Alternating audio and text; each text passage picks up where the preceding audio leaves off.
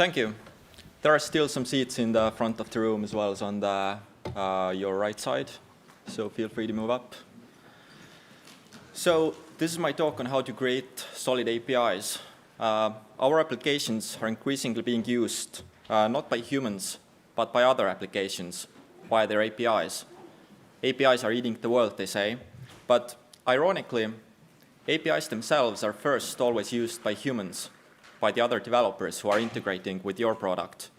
So that means that your APIs must target not just the machines, but even more importantly, humans as well.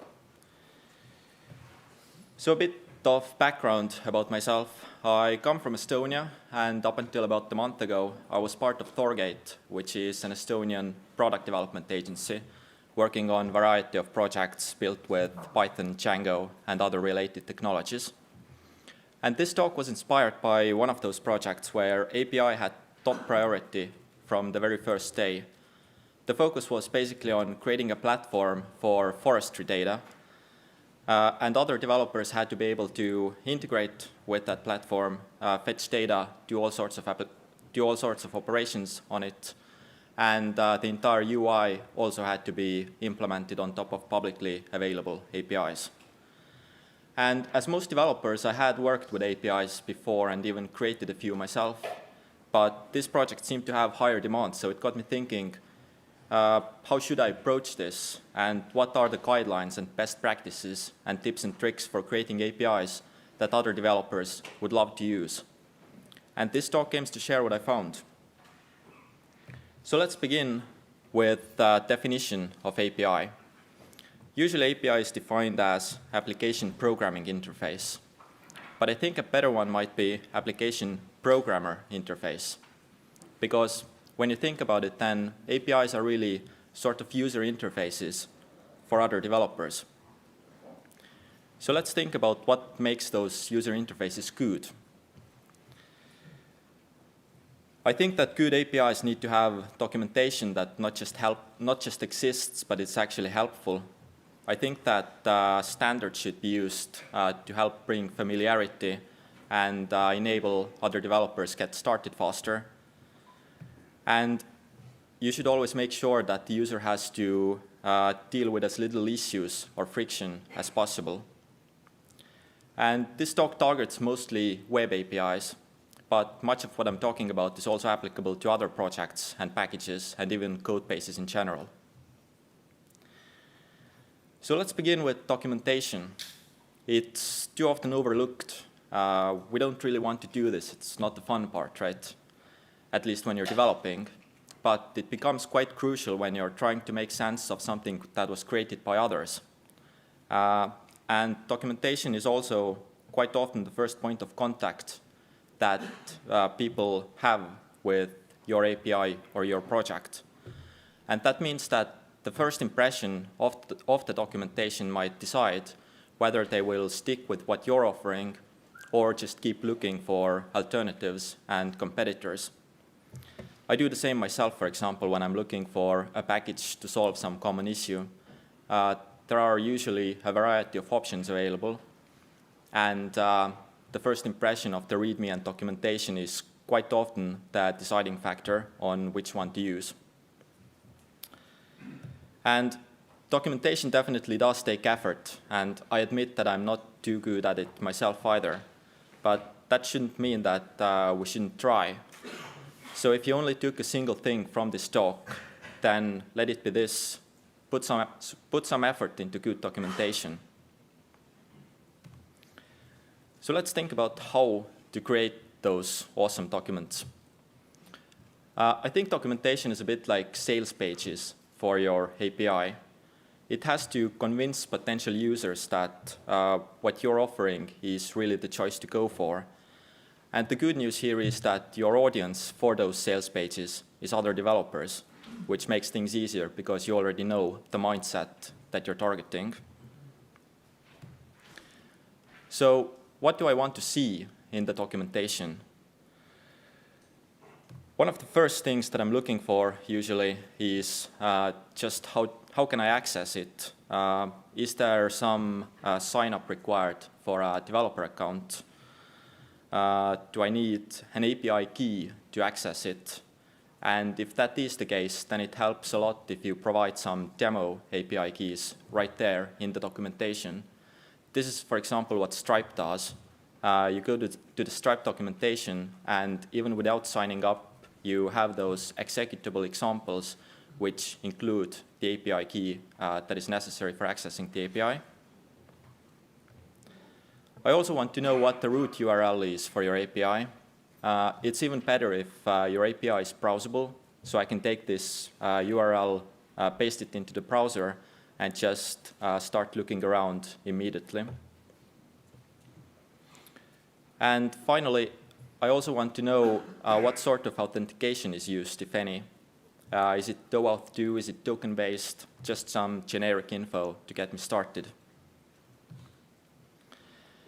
There are also a bit more mundane things to look out for. For example, character encodings. In the Python world, we're quite used to Unicode and UTF-8 these days, but developers from other languages or other practices might not be that used to it. So it always helps to point out these things. The same goes, for example, for date and time formats. It's always a good idea to use ISO 8601, for example, but it's not immediately obvious, and you still should point out some specific examples on what the datetime, what the return datetime looks like. I also want to know about how pagination and versioning and other features work. Is it cursor-based pagination? Is it page number-based? Do I need to send a version with every API request? And so on. And listing common errors that I might encounter is also very helpful. Stuff like what happens if I'm missing an authentication token, or what happens if I provide invalid authentication token. This enables me to just come to the documentation and search for the error message and find out very quickly how do I need to address the problem. And last but certainly not least, I want to see some code that I can copy-paste, for example, and just get started really quickly, because it always gives us this warm, fuzzy feeling when we have something that actually works. Your API probably also has a bunch of endpoints. For each of those, I'd like to see the URL of the endpoint, as well as what operations can be done with it. For example, get and post operations. Perhaps some objects can be updated with batch operations. I also want to see what exactly the request and response data looks like, because again, it helps avoid the miscommunication and wrong assumptions. And if some of the endpoints take optional parameters, then again, you should point it out.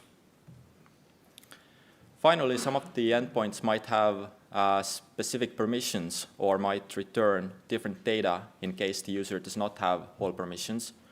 So for example, perhaps managers or administrators see more data than the normal users. And again, this is very helpful to point out, because I might assume as a user of your API that I always get this full response, which would not be the case. Now, the only thing that is worse than missing documentation is obsolete documentation. So how do you keep your documentation fresh and up to date? The answer is that you should always strive to automatically generate that documentation. And there are different options of doing that. What I have gone for is usually starting with the code, then generating schema from that code, and then generating documentation based on that. And the schema in this case is sort of machine-readable description of your API, listing, again, all the endpoints and different operations that can be done with them. And then based on that, you can generate user-readable or human-readable documentation, which is always up to date.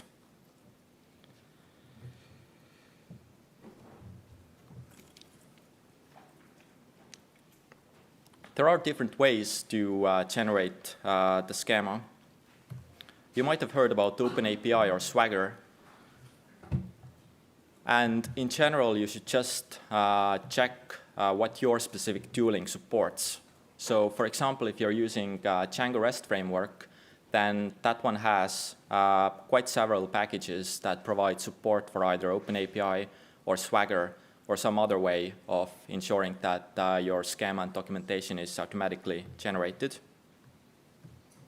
And it's really nice if you also combine code with the descriptions so that, again, I can just copy-paste and get started based on that.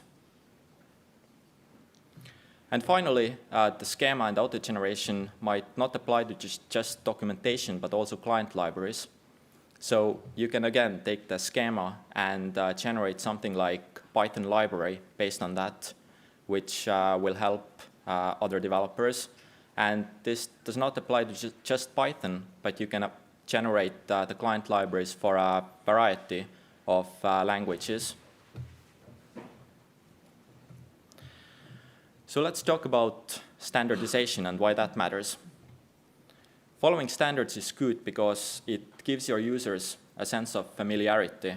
If you create something that's completely unique and handcrafted, then that means that nobody really has any previous experience to build on, and thus they have to learn everything about it. But if instead you follow widespread standards that are already in use, then there's a good possibility that your users will either already have experience with that standard or just something similar enough, and they can then transfer that knowledge to using your API and get started faster. And just as importantly, standards usually have some thought put into them, so that helps you avoid common pitfalls. For example, when you think about web frameworks, they usually deal with things like password storage to help you not create security issues by storing them in plain text. And standards usually do something similar by just helping you prevent all sorts of problems. And when it comes to APIs, my own current standard of choice is JSON API. JSON API is not just a standard not just an API that uses JSON for response, but it's an actual specification for building APIs. And it was created by authors of Vember, and it offers a pretty comprehensive solution for building APIs. I should also stress that JSON API is just one of the several options. And in your case, perhaps you like something else, perhaps something else is better suited for your project. But the important thing is here that you use some of the existing widespread standards, be it JSON API, GraphQL, or something different. And going a bit deeper into JSON API, one of the most important aspects of it is that it defines a generic but flexible structure for API responses. So let's look at how JSON API responses are structured. And I'm going to use sort of a project management tool as an example, which lets users create projects and epics and stories and add comments for them, sort of like Basecamp if you're familiar with that. So here is a simple request for the projects listing. And the response document, as you can see, has 3 top-level members, the links, the data, and included. And let's look at them one by one. The links is important because it basically enables discovery of related endpoints. In this case, you can see that you can just follow a single link and get the next page of response objects. And in the same way, your API route should also offer links to all of the individual resource pages, like this same projects page. Next up, we have data, which contains so-called primary data. This is basically the resource or resources that you asked for. And in this case, we asked for a list of projects, so that's exactly what we get, a list of resource objects that each of which is an individual project. And each of those resources has type and ID, which uniquely identified. And they can also include links. In this case, the project includes a link to the detail page of that project or canonical URL of that project. And you can use this link to perhaps get more detailed information about the project or update the project. Next up, we have attributes, which is quite self-explanatory. In this case, we get the project's creation timestamp using the standard ISO format, as well as the project name and description. And finally, there can be also related objects returned with each project under the relationships object. So let's take a look at those. You can see that the project here has created by relationship, which is a single user, and then additionally epics relationship, which is list of epics that this project contains. And for each of those related objects, you only have the type and ID. And these two, again, uniquely identify the object, and they then allow you to look it up in the included resources. The included resources is the third top-level parameter that you might remember.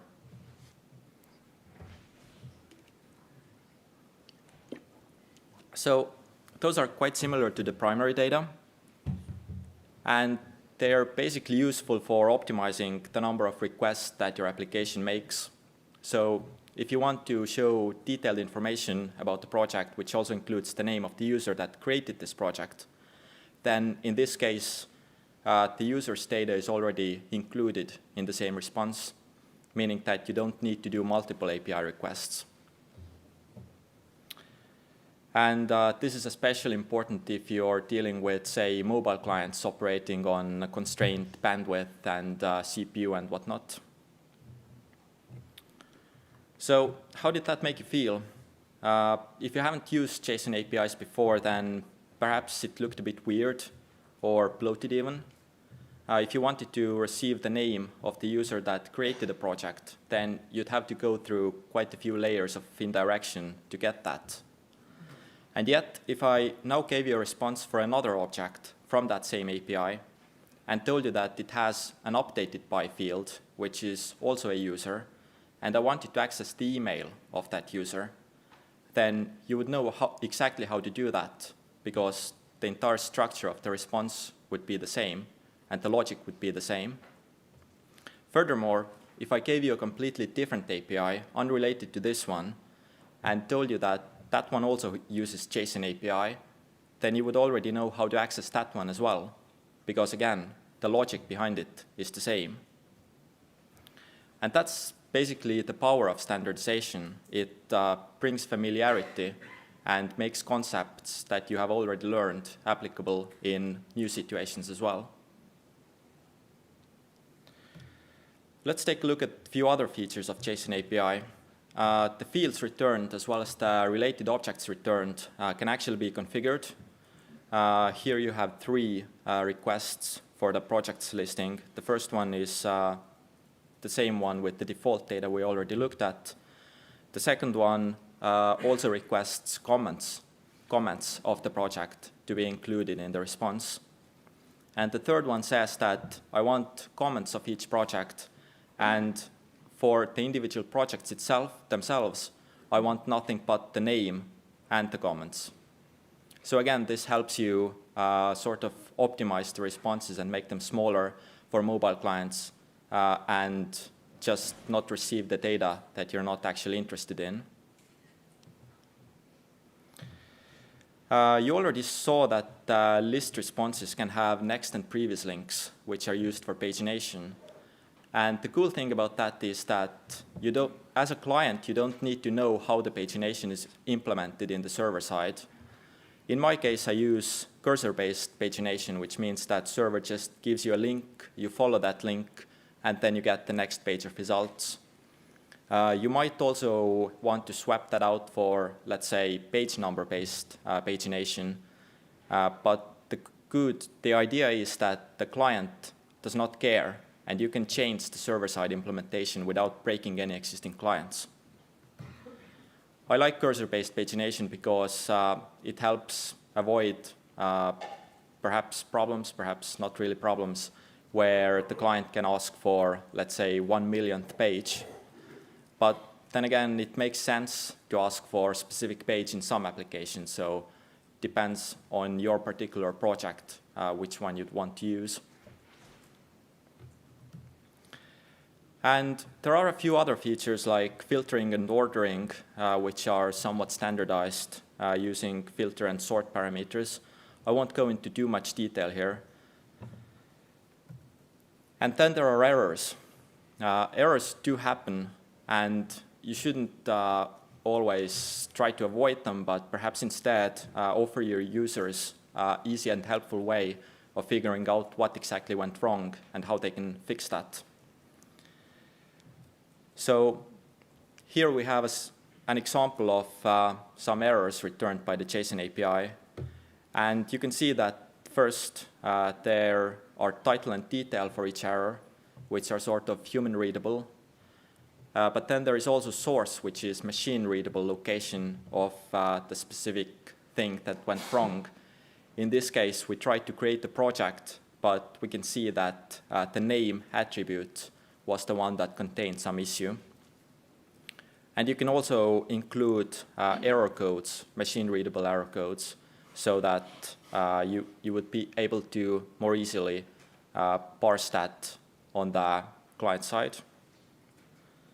And again, the goal here is basically to reduce friction and make the errors easier to deal with for your users. There are also special cases, though. For example, when you need to return tons of data. And in those cases, it might be that you would be better off with a different and more specialized format. Although I should also note that the visible bloatiness of JSON API might not actually be a problem because the JSON would get compressed anyway. But even better approach might be to include a link to downloadable data in your API response and sort of use out-of-the-band approach. Let me show you an example of what I mean. So here we have some datasets API, and we asked for one specific dataset, and what we get in response is sort of metadata. It contains the name of the dataset, and then it also contains the downloadable or link to the downloadable data. But the data itself is not contained in the response. And this has additional benefit that you can store that data, that potentially huge data, in something like S3, and then just point your users to that instead of having to store it on your application servers. So let's quickly cover the standardization once again. Basically, the important part is that you pick a standard and choose it and implement it. And what particular standard you use is a lot less important. Now, most APIs don't deal only with public data. Or even if they do, you might want to have some way of identifying clients for various purposes, like request limits.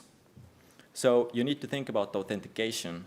How do you identify who is making that request, as well as authorization, meaning what is this client allowed to access. And the best practice here depends largely on your specific project needs, but I will cover two major use cases or options, which are token-based authentication and OAuth 2.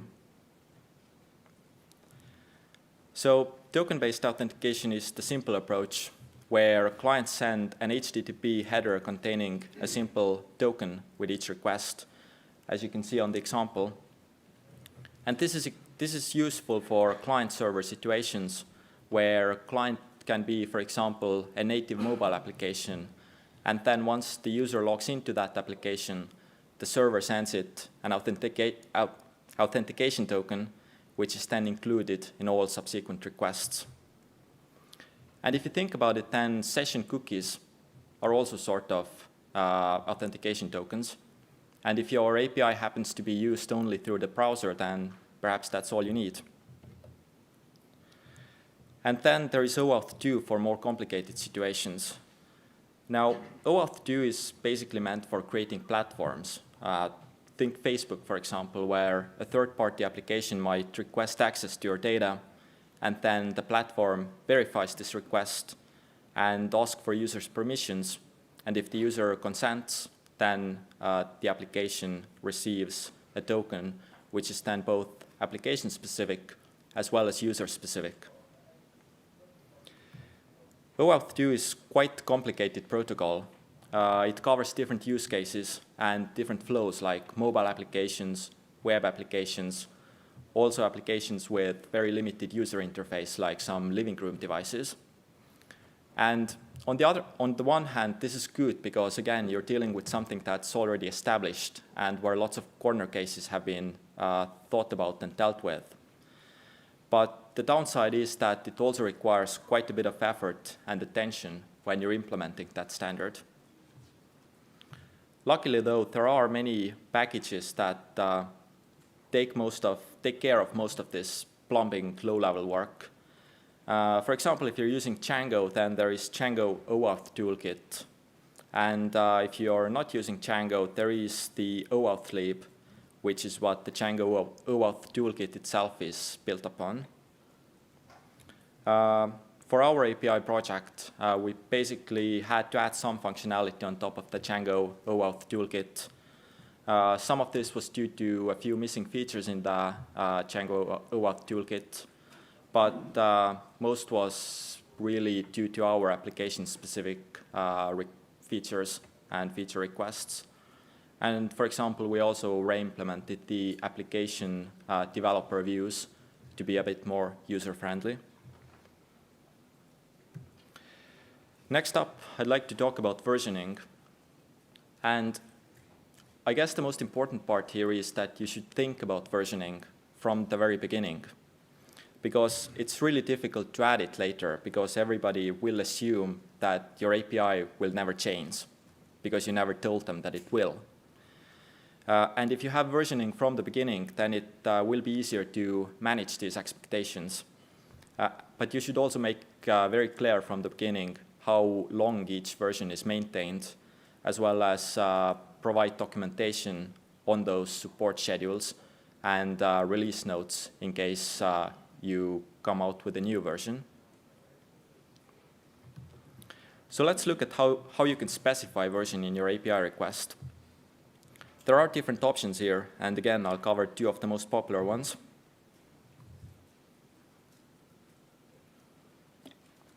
So the first option is to have clients specify version as part of the accept HTTP header. And this approach is more idealistic because the version used is sort of meta information, which is then kept out of the URL paths, for example. So in the example, you can see client asks for the project's listing again and says that it wants to get the response in JSON format and using version 1.0. But in reality, headers are unfortunately a bit harder to use and test. For example, you can't test different versions in a browser. So in the real world, I have found that path-based versioning or URL-based versioning might make more sense.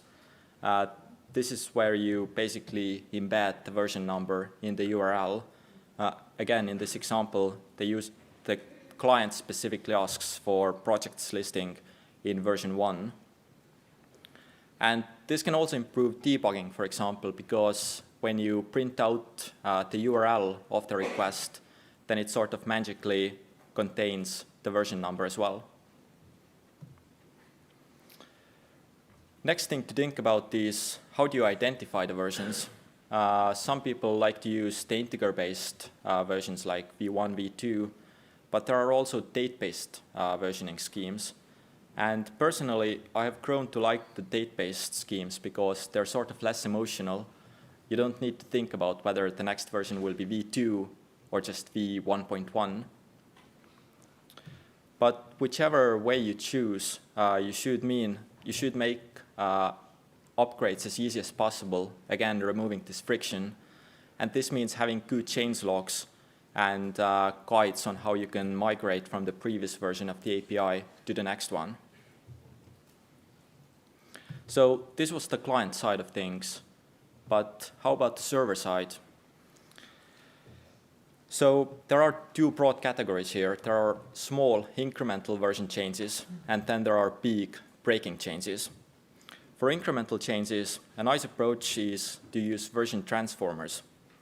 So if you know Django, this is kind of similar to Django middlewares. Your core code basically supports only the latest version of the API. And when a request comes in with an earlier version, then your transforming code knows how to translate this previous version to the next version. And for the responses, it's the same logic in a reversed way.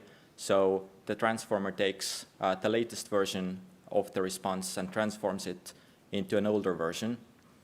And if you have multiple versions that you need to support, then you can sort of stack them so that each of the transformers will sort of translate it to the next version, and then the reverse with the responses.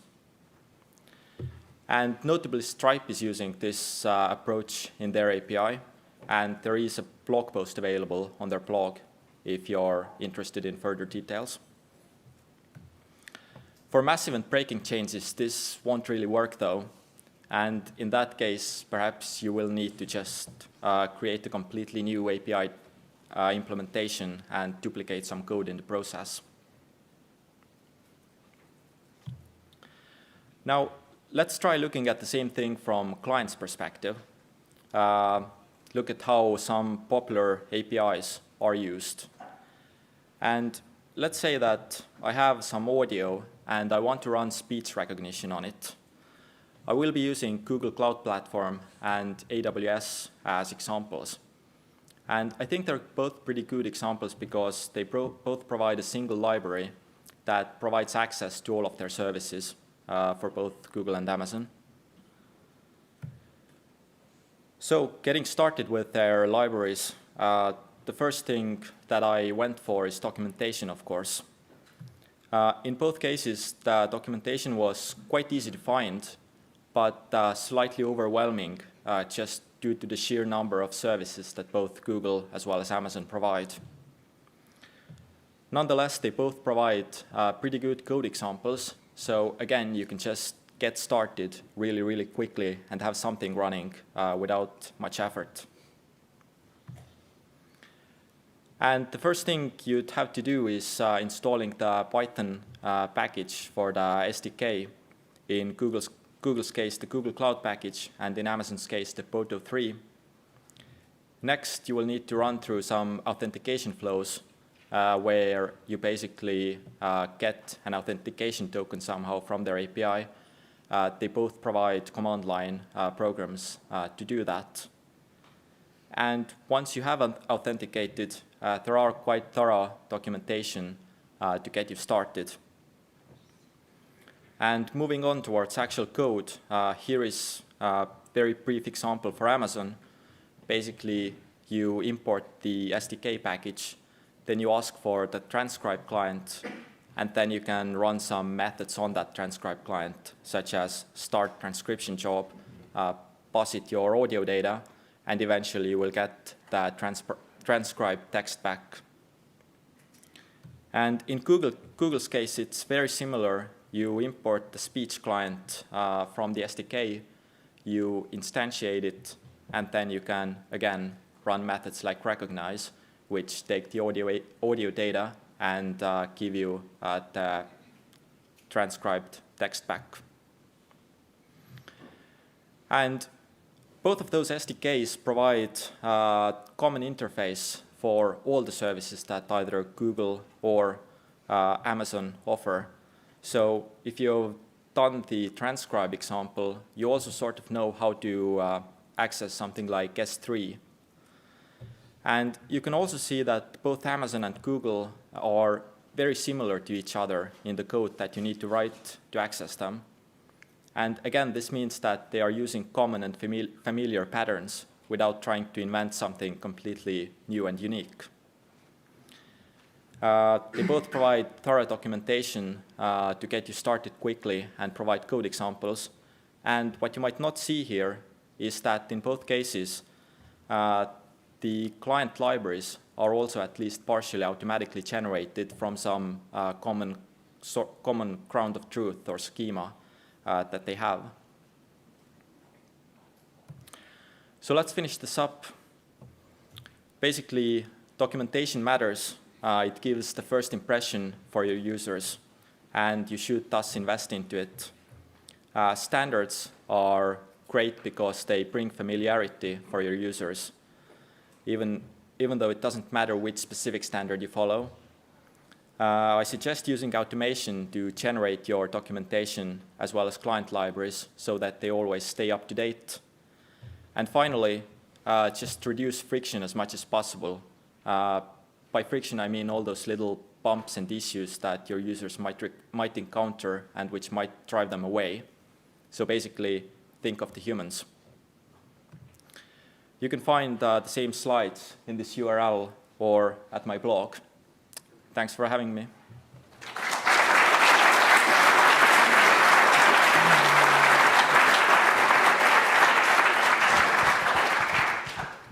Thank you, Rivo, for this very interesting talk. We still have time for questions, so if you have a question, raise your hand and I bring the microphone to you. Thank you, great talk. You mentioned about auto-generating client libraries for APIs. I don't know much about that. Can you tell me about how to do that? Are there libraries or practices for that? So basically, if you have the schema, for example, let's say in OpenAPI format, then you can generate documentation for that using something like Swagger. And there are different tools that take this same schema and then generate a Python package, for example, which means that your users will not have to make HTTP requests themselves, but instead they can ask for a list of projects in a more intuitive way. And the same approach works for other languages as well. So if you're targeting a variety of developers across different programming languages, then it's a really useful thing to use. So what are the tools in Python? What are the tools in Python? I'm not sure about the specific tools. I suggest that you take a look at what your API framework, for example, offers. So if you're using something like Django REST framework, then there are some different options available. You can also find something on OpenAPI specifications, I guess. So those are sort of the keywords to look for. Thank you for the talk. It was really good. You mentioned OAuth-lib, and I came across another one that's doing the same, like Auth-lib. I'm wondering if you have heard anything about it. It seems to be something new. No, unfortunately not. All right. Okay. Say again? I was with HGPL, so Could you repeat that? just want to mention that Auth-lib is HGPL, so depending on the project might be a bit problematic to use. And Auth-lib was apparently deprecated in favor of using Auth-lib. So you have the choice between BSD and deprecated or HGPL and still maintained. Okay. Thank you. Thanks for the info. Any more questions in the back?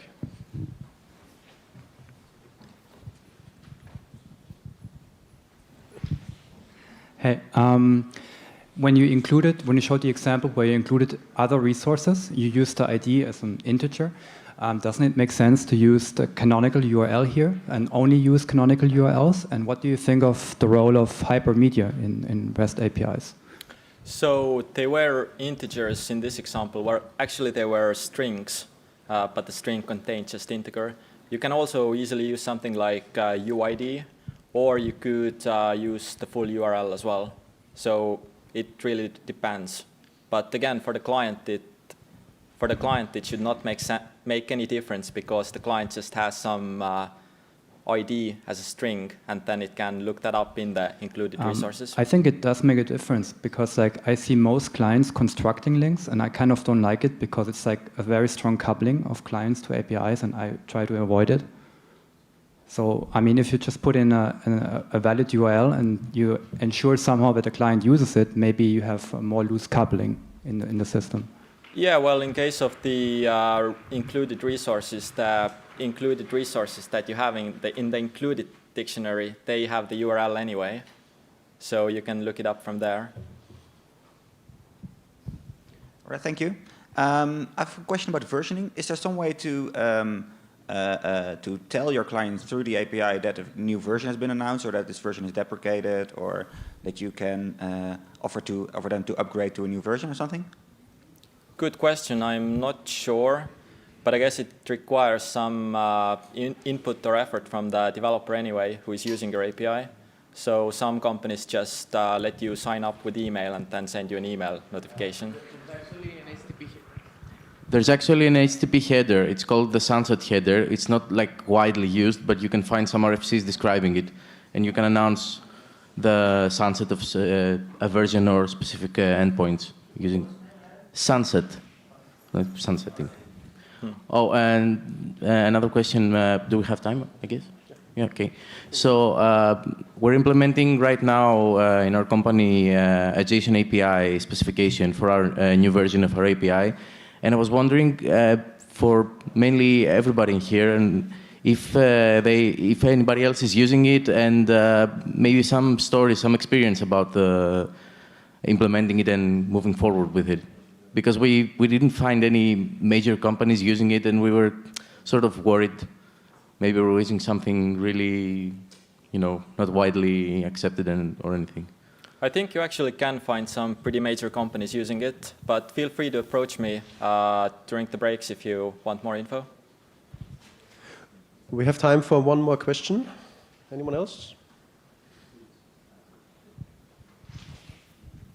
So, hello. It seems that the JSON API is missing some very common features, like bulk operations or non-REST actions. So, what's your approach on these questions? It might support something with bulk operations, but I'm not sure. I might have seen something in the spec, but I haven't used it myself, so can't really comment on it, unfortunately. So we can even fit in one more. So for the pagination, you mentioned a cursor-based pagination. Is that some state you need to store on the server, or is it does it somehow decode to a certain point in your list? It's basically just some data that the server can encode or decode into a string, and then that sort of opaque string is passed to the client. And you can also do authentication on top of that, so that the client can't just change the data without the server being aware of it. Okay, thanks. So that wraps it up. Let's thank Rivo again for this insightful talk.